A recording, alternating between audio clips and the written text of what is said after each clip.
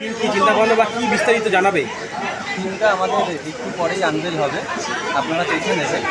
আমাদের 1926 থেকে আজ প্রায় 100 বছরে আমরা দোরগোড়ায় দাঁড়িয়ে স্বাভাবিকভাবে এইটুকু করতে পারি, দেশের ভাবনা চিন্তা নিয়েই আমাদের এবারে পুজো।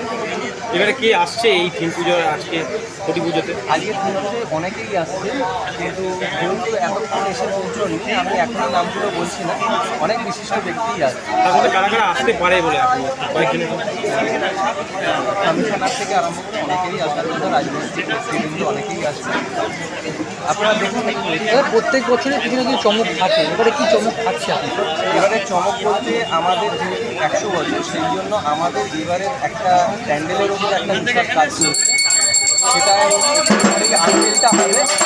আপনারা একটু দেখেন। দর্শক আসবে তাদেরকে কি বলবেন এই বছর